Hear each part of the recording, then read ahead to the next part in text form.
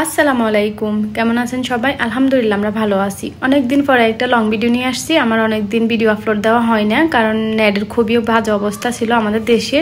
আলহামদুলিল্লাহ এখন মোটামুটি ঠিক আছে সবকিছু, তাই ভাবলাম একটা লং ভিডিও আপলোড দিই। তো এখানে আমরা পানিপুরি খাবো। আমি গেছি পানিপুরির প্যাকেট আনতে, রেডিমেড প্যাকেটগুলো নিয়ে আসছি। আসার পরে এখানে একটা তেল বসিয়ে দিয়েছি আর কয়েকটা পানিপুরি দিয়ে দিছি।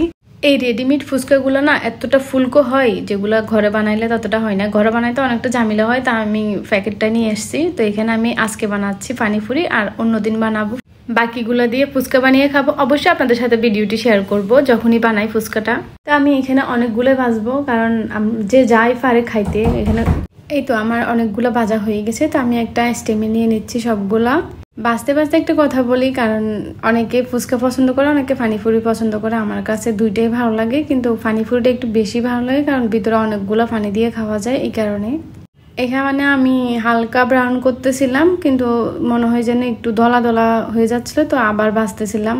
একটু ক্রিস্পি করে ভাজতেছি, কারণ অনেকক্ষণ রেখে খাবো তো, তাই। কারণ আমি ভাজছি অনেকগুলা। তো এখানে একটা স্টিমে নিয়ে নিছি সবগুলা। এই দেখেন কতগুলো হয়েছে আর কতটা ফুলকো হয়েছে, পুরাটা একটা ছোট বলের মতো হয়ে গেছে। এখন বানিয়ে নিব আলু ভর্তাটা। তো এখানে আমি 3-4টা আলু সিদ্ধ করে নিছি, আর এখানে দুইটা কাঁচামরিচ কুচি করে নিছি, আর একটা পেঁয়াজ কুচি নিছি। সামান্য পরিমাণ আদা কুচি নিচ্ছি। আদা কুচিটা আপনারা চাইলে দিতে পারেন, আর না চাইলে স্কিপ করতে পারেন। তো এখানে আমি আলু ভর্তাটা করে নিচ্ছি।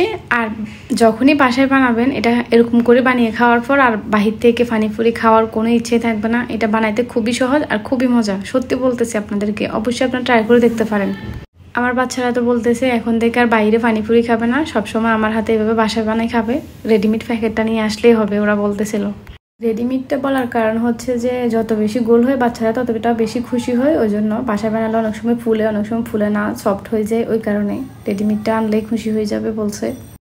এই তো ভর্তার মধ্যে এখন পেঁয়াজ কুচি, কাঁচামরিচ কুচি, অল্প পরিমাণ যে আদা কুচি রেখেছি ওইটা দিয়ে দিছি, আর সামান্য পরিমাণ লবণ দিয়ে দিছি। এখন আরো ভালো করে কিছুক্ষণ মেখে তাটা এক সাইড করে রেখে দেবো। আলু ভর্তাটা বানানো মোটামুটি শেষ আমাদের। তো এখন বানিয়ে নেবো পানিপুরির যে পানিটা।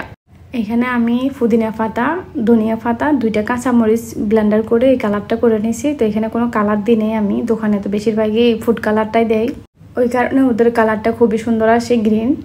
তো ওটা দেখানো হয়নি, আমি এটা সেকে পানিটা আলাদা করে নিয়েছি, আর অল্প পরিমাণ টালা জিরা দিচ্ছি এখানে, আর এক টুকরো লেবু দিছি, লেবু রসটা চিপে দিছি। আর আপনারা চাইলে আরো বাড়িয়ে দিতে পারেন লেবু রসটা। আর আমি এখানে সামান্য পরিমাণ আদা কুচি দিছি, এটা আমার ভালো লাগে তাই দিচ্ছি, আপনারা চাইলে স্কিপ করতে পারেন। এই তো ফুলকো পানিপুরিগুলো এসে গেছে। তাই এখন সবগুলোর মধ্যে ফুড ঢুকিয়ে শুধু পানির মধ্যে ডুবিয়ে ডুবিয়ে খাবো। আর সত্যি বলতে এইটা খাওয়ার পরে আমি তো আর বাইরে গিয়ে এত টাকা দিয়ে পানিপুরি খাওয়ার মতো নেই, কারণ আমি কম দামে প্যাকেট কিনে আমি ঘরে বানিয়ে খেতে পারবো। একটা ভেঙে এখন আলু দিয়ে দিছি। আলুটা যতটা কম পরিমাণ দেওয়া যায় ততই মজা, কারণ পানিপুরিতে অনেক বেশি পানি ডিপ করে খেলে সবচেয়ে বেশি মজা লাগে। আর একটা কথা বলতে ভুলে গেছি, পানিটা অবশ্যই ঠান্ডা পানি দিয়ে করবেন। আমিও ঠান্ডা পানি দিয়েছি, এটা বলতে আমি ভুলে গেছি একদমই। সবচেয়ে সহজ উপায়ে যেভাবে পানিপুরি খাওয়া যায় ওই ভিডিওটাই এটা। জানি না, হয়তো অনেকে আরো অনেক কিছু দিয়ে অনেকভাবেই বানিয়ে খাই, কিন্তু আমি এত ঝামেলা করিনি। খুব সহজেই সিম্পল ভাবে যেভাবে মজা হয় সবচেয়ে বেশি ওইটাই ট্রাই করছি। আরেকটা কথা, আপনারা যদি ফেসবুক থেকে দেখে থাকেন তাহলে অবশ্যই পেজটি ফলো করবেন, আর ইউটিউব থেকে দেখে থাকলে অবশ্যই সাবস্ক্রাইব করবেন। ভিডিওটি ভালো লাগলে একটা লাইক দিবেন। এই তো একসাথে খাইতেছিলাম আর ছবি তুলতেছিলাম এভাবে ধরে। আর আমি বারবারই আদা কুচি যে দিছি ওই আদা কুচিটাই খাইতেছিলাম, কারণ আমার যখন আদা মুখে পড়ে এত ভালো লাগে বলার বাহিরে। তো আজকে এই পর্যন্ত, সবাই ভালো থাকবেন, সবার জন্য দোয়া রইল। আল্লাহ হাফেজ।